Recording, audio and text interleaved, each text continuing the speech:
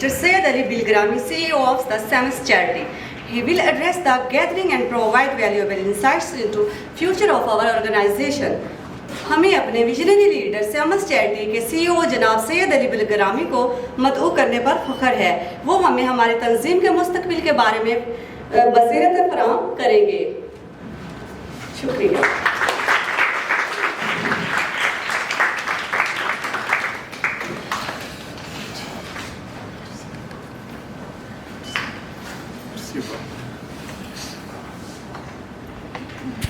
Nice introduction, बहुत बहुत शुक्रिया।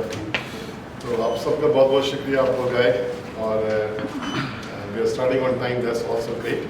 तो अगेन आई थिंक बहुत सारे लोगों ने मुझे देखा नहीं है, you probably no me bye my face में भी, लेकिन आप लोगों को देख के फेस टू फेस बहुत खुशी हो रही है और माशाल्लाह हमारे पार्टिसिपेंट्स जो है उनको भी देख के बहुत खुशी हो रही है। सो अगेन 2 स्लाइड्स पर आप रन करिए। ओके चलो ठीक है। लेकिन सबसे पहले तो मैं ज़्यादा शुक्रिया अदा करूँगा मीना सिद्दीकी का, शैला जी का, जो कि दिन रात जो है हमारे जो जोन्स जो हैं उसमें मेहनत करती हैं। फिर हमारे जो कोऑर्डिनेटर्स हैं, थैंक यू सर, मार्शल सब, इन दोनों का भी बहुत बहुत शुक्रिया। और जिस तरह से ये खुश उसलूबी से ये कॉन्फ्रेंस रन कर रहे हैं, I think this is remarkable. ठीक है, तो सबसे पहले तो सबके लिए तालियां बजाते हैं। जैसा कि आप लोग जानते हैं, दिस इज कॉन्फ्रेंस दैट ये कॉन्फ्रेंस 2 सिटीज़ में हो रही है, right, Lahore and then tomorrow it will be Multan, right. तो इवन तो हमारा जो प्रोग्राम है it is pretty much all over Pakistan, ठीक है, लेकिन अब सवाल ही पैदा होता है कि हम what are we doing, like what exactly are we doing differently. पहली बात ये है कि ये सारी चीज़ें हम कर रहे हैं, it's a team effort, it is not one man show, ठीक है। Even though mention high press के visionary leader, but actually it's a team effort, ठीक है। और इसका जो सीड है वैसे वो हिना सिद्दीकी और शैला जी की काविशों से है। They kind of like you know spark that seed, और फिर उसके बाद चीज़ें जो है ना वो आइडियाज़ बनते गए, राइट। वी सारे लाइक थिंकिंग ओके ये भी करना चाहिए, ये भी करना चाहिए, अच्छा ये बच्चे जो ये कर रहे हैं, हमने जब जिस तरह पढ़ा था तो ये लोग किस तरह से क्यों नहीं बिहेव कर रहे हैं, या इस तरह से क्यों नहीं, इनकी परफॉर्मेंस है। तो वी सारे कलेक्टिंग आइडियाज़, ठीक है ना। So when you spend enough time, but you have the right focus, you can achieve great things, right? So sort of we have evolved का मतलब ये कि हमने जो ओरिजिनल हमारे आइडियाज़ थे कि बस कुछ लोगों की हेल्प करनी है ताकि वो अपने स्कूल की फ़ीस पे कर सकें, we have evolved from there, ठीक है ना। तो अब जो हम लोग सोच रहे हैं वो ये सोच रहे हैं कि आप लोग जो हैं जो पढ़ रहे हैं, किसी तरह से आप लोगों को इस तरह से ग्रूम किया जाए। ग्रूम का मतलब ये होता है कि आप लोगों को इस तरह से एक डायरेक्शंस में रखा जाए ताकि आप लोग बड़े बड़े काम कर सकें, राइट, बड़ी बड़ी यूनिवर्सिटी में दाखिला कर सकें। आपका जो स्टैंडर्ड हो वो ऐसा हो कि आप लोग जब बाहर अप्लाई करें तो वो लोग आपको बोलें, मतलब आप लोगों को कुछ करने की जरूरत नहीं है, वो आपको कहें हाँ भाई इधर आओ हमारे पास, ठीक है। तो this is where we are, right. तो उसके लिए जो है आप लोगों को तकरीबन 7वीं 8वीं जमात से जो है मेहनत स्टार्ट करनी है। हम समझते हैं कि शायद कॉलेज के बाद फिर आप अप्लाई करते हैं एडवांस स्टडीज़ के लिए, पर एक्चुअली जो बाहर की यूनिवर्सिटीज़ हैं उनमें जो जिस तरह वो टैलेंट चाहते हैं वो अपने 8वीं 9वीं जमात से ही ग्रो करना है, राइट। तो that is very very critical. दूसरी चीज़ ये है कि उस चीज़ को अचीव करने के लिए हमारे पास क्या वो टूल्स अवेलेबल हैं, ठीक है। बहुत सारे लोग हैं जो उनके पास इंटरनेट एक्सेस है, उनके पास लैपटॉप है, लेकिन बहुत से लोगों के पास लैपटॉप नहीं है, इंटरनेट एक्सेस नहीं है, मोबाइल फ़ोन नहीं है। तो there are lot of challenges, सही है। Can you please mute this person जो सामने है, या can you please mute yourself, या thank you. Alright, so they muted themselves, okay.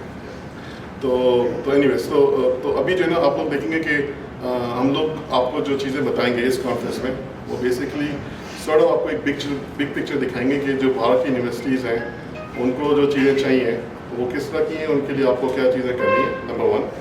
Number 2, आप ये देखेंगे कि ये जो लोग हैं, ये जो बच्चे हैं, अभी आपके बच्चे, बहुत सारे पेरेंट्स के बच्चे बहुत छोटे हैं, राइट, 3, 4, 5, 6, ये बच्चे जो हैं थोड़ी बड़ी उम्र के हैं, लेकिन उनका वही एजुकेशन बैकग्राउंड है जो कि आपके बच्चों का है, ठीक है ना। और जब वो कुछ सालों के बाद वो भी इसी पोजीशन में होंगे जिस पोजीशन में ये लोग, ये बच्चे हैं, राइट। تو آپ لوگوں نے یہ دیکھنا ایز اے پیرنٹ, میں پیرنٹ کو ایڈریس کر رہا ہوں کہ ان بچوں کو ہم نے کس طرح سے ان کی تیاری کرا رہے ہیں, ان کو کیسے ہم گروم کر رہے ہیں, رائٹ. کچھ بچے ایسے ہیں جنہوں نے پہلی دفعہ زندگی میں اپنی جس سٹی سے بلانگ کرتے ہیں اسے ٹریول کیا ہے, لاہور, رائٹ. ان لوگوں نے پہلی دفعہ یہ دیکھا ہے کہ کیسے جو ہے اپنے کمفرٹ زون سے دور ہو کے آپ ایک نئی سٹیز میں ایک نئے لوگوں کے ساتھ رہتے ہیں. تو بہت ساری چیزیں جو کہ یہ لوگ سیکھ رہے ہیں. اور میں یہ چاہتا ہوں کہ آپ اپنے بچوں کے اندر وہی جس طرح کا کانفیڈنس ان بچوں کے اندر ہے وہی کانفیڈنس آپ اپنے بچوں میں لے کے آئیں. تو آپ کی جو اسٹرگل ہے اس میں آپ لوگ ہمارا ساتھ دیں گے ان شاء اللہ تعالیٰ. When you see that this is product. ایک چھوٹی پریزنٹیشن بھی تیار کی ہے جسٹ سو دیٹ میں آپ لوگوں کو اس نالج بھی ٹرانسفر کروں. تو this time over there as well. زیادہ ٹائم نہیں لوں گا, 10 minute hopefully all be done. تو let's go by first slide. Let's go to the previous slide. Thank you. تو thank you for doing that. تو کوئی بچہ بتا سکتا ہے کہ یہ جو برج ہے یہ برج کا کیا نام ہے بچوں میں سے؟ میرے میں سے تو کوئی ہوگا. تو یہ بچوں میں بتا سکتا ہے کہ اس برج کا کیا نام ہے؟ یا کسی نے اس برج کو دیکھا ہے کہ نام نہیں بتا رہا؟ کسی نے یہ تصویر دیکھی ہے اس برج کی؟ یہ جو برج ہے نہیں. So this is one of the most photographed bridge in the world. ٹھیک ہے, آپ نے شاید اس کی تصویر نہیں دیکھی لیکن یہ جو برج ہے گولڈن گیٹ برج. جب یہ بنا تھا تو یہ دنیا کا سب سے بڑا برج تھا. اور یہ جس سٹی میں اس سٹی سے میں بلانگ کرتا ہوں, تو جس سٹی سے ایزی بھائی ہمارے جو یہ بھی آئے ہیں سان فرانسسکو سے, تو یہ بھی ہم دونوں وہیں سے بلانگ کرتے ہیں. میں نے کہا میں آپ لوگوں کو بتاؤں تھوڑا سا کہ where we are coming from. اس برج میں اچھی بات یہ ہے کہ جب یہ برج بنا تھا تو پوری دنیا کے جو اسٹیل تھے وہ اسٹاک ختم ہو گیا تھا, کیونکہ اس میں اتنا زیادہ اسٹیل ڈلا تھا, رائٹ. جب یہ بنا تھا تو دنیا کا یہ سب سے لمبا برج بھی تھا, اور آئی تھنک اس کی پالیسی جو میرے ذہن میں.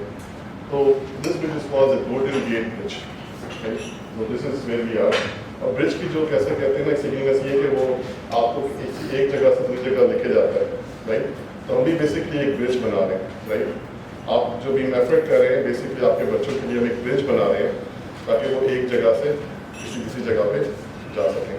اور وہ جگہ شوڈ بی بیٹر, رائٹ. وہ جگہ اس جگہ سے بہتر ہی نہیں چاہیے جیسے کہ ابھی شوڈ بی اے پروگریس.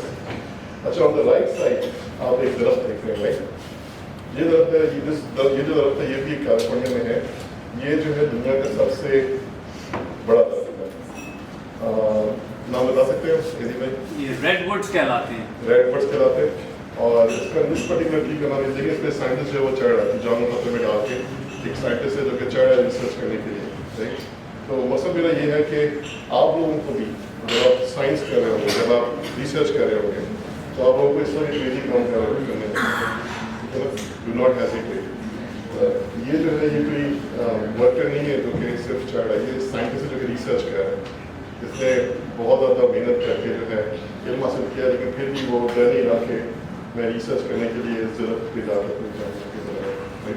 ظاہر ہے وہ اپنی کیپٹل رسک لے رہا ہے, لیکن پھر ویری پیشنٹ. تو let's go to the next slide. Thank you.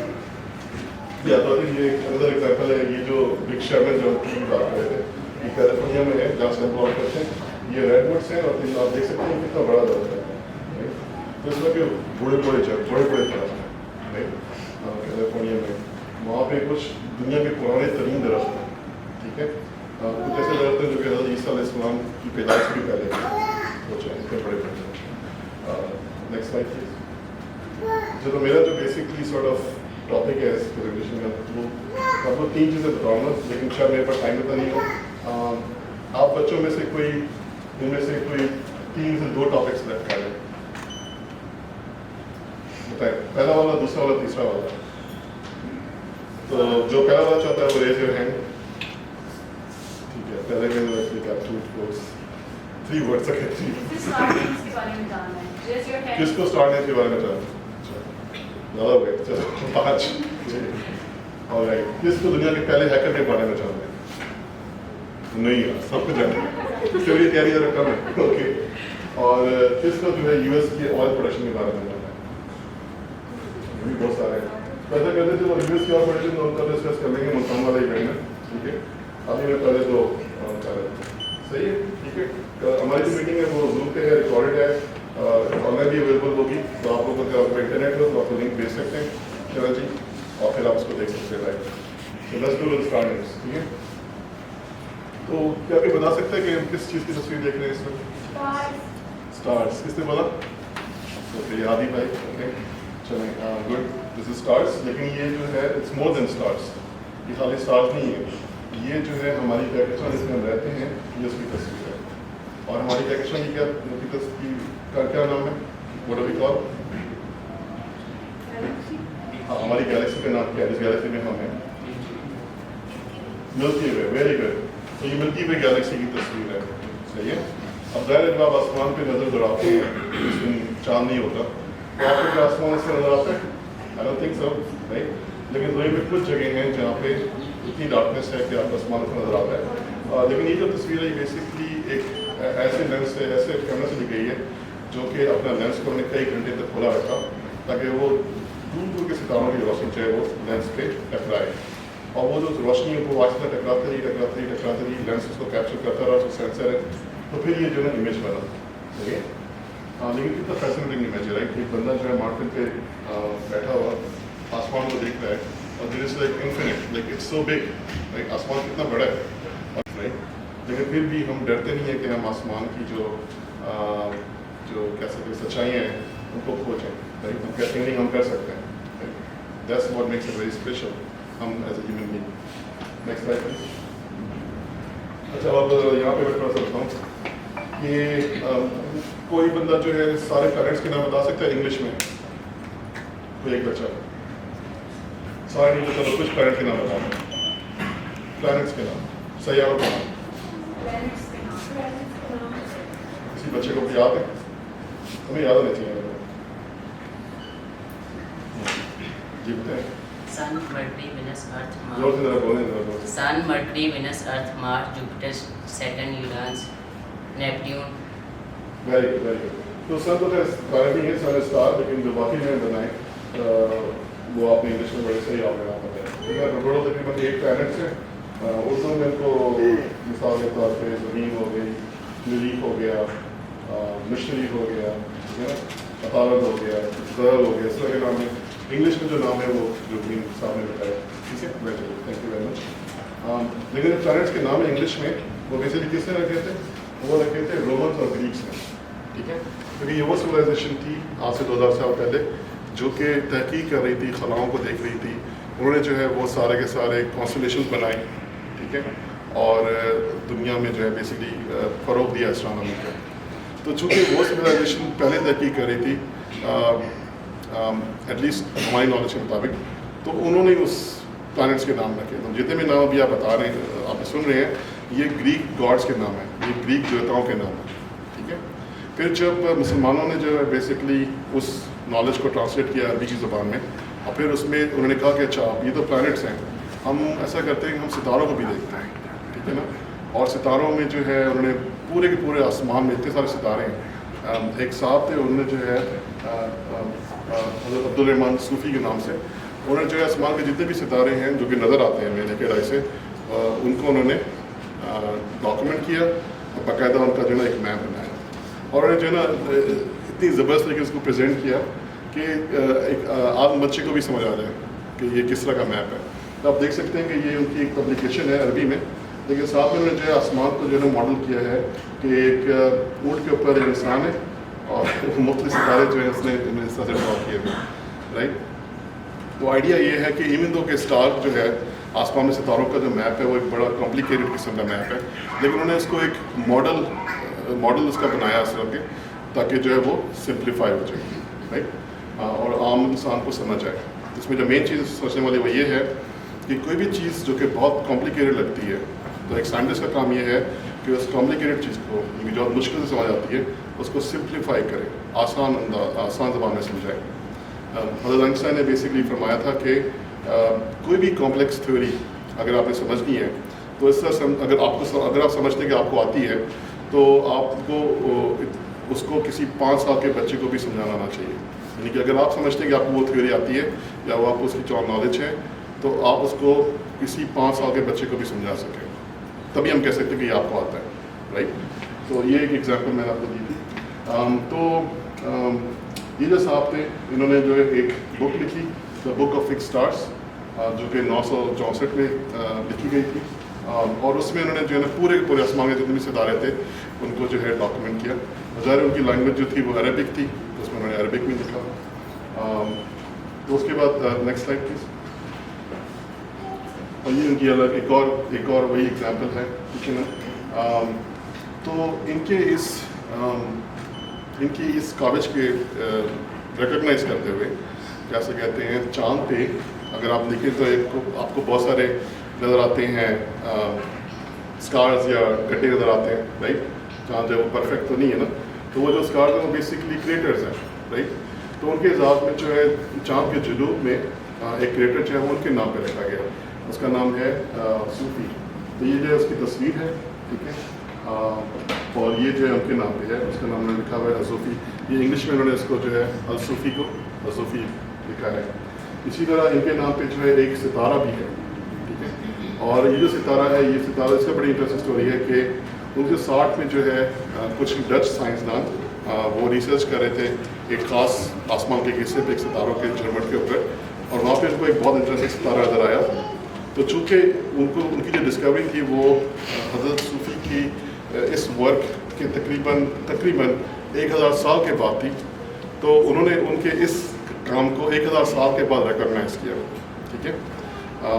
तो इसमें हमारा मतलब, इसमें जो हमारा लेसन है वो ये है कि एक साइंसदान की कोई कौम नहीं होती, एक साइंसदान का कोई जो है कबीला नहीं होता, एक साइंसदान का कोई मज़हब नहीं होता, ठीक है। तो इवन तो और जो वो काम करता है वो 1000 साल के बाद भी रिकॉग्नाइज होता है, या उसको अप्रिशिएट किया जाता है, और वो लोग अप्रिशिएट करते हैं जो कि आपके कबीले से बिलोंग नहीं करते हैं। तो 1000 साल के बाद एक डच टीम ने उनके काम को रिकॉग्नाइज किया। Next slide please. मैंने आपको कहा था कि जब हम प्लैनेट्स की नामों को डिस्कस कर रहे थे तो हमने देखा कि वो जितने भी नाम हैं प्लैनेट्स के, वो सारे के सारे रोमन से ग्रीक्स के नाम पर हैं, राइट। तो इसी तरह जब अरब जो थे या मुसलमान जो थे, जब पीक पे थे, तो उन्होंने जब रिसर्च की तो उन्होंने सारे के सारे सितारों को डॉक्यूमेंट किया, ठीक है ना। तो इंटरनेशनल एस्ट्रोनॉमिकल यूनियन जो है, इसका काम ये है कि जितने भी आसमान पे कहकशाएँ हैं, सितारे हैं, गैलेक्सीज़ हैं, उनको डॉक्यूमेंट करें। तो उन्होंने जो है अपनी जो स्टार्स की जो लिस्ट है उसमें सारे के सारे जो नाम मेजॉरिटी हैं जो कि नेकेड आई से नज़र आते हैं, नंगी आँख से नज़र आते हैं, उन सितारों के नाम उन्होंने अरबी में रखे हैं, राइट। इवन दो कि वो जितना भी काम करते हैं वो लैटिन में करते हैं या इंग्लिश में करते हैं, बट दे हैव रिकॉग्नाइज्ड कि जितने भी दरियाफ्त है ये मुसलमानों ने की थी। तो ये आप देख सकते हैं कि जितने भी ये नाम हैं ये अरबी के नाम हैं। तो ये इनका ऑफिशियल नाम है, ठीक है, पहले कॉलम में। ये नेक्स्ट कॉलम में उनका अरबी नाम है, और फिर मैंने ज़रा मीनिंग भी रखी है। और आप देख सकते हैं कि बहुत सारे जो नाम है बड़े फ़नी से हैं, कि एक नाम है जैसे अल-हीना, ऊँट की गर्दन पर दाव एक है अलियत, पेड़ की बूटी तुम, इस तरह के नाम है, ठीक है ना। ये आप देख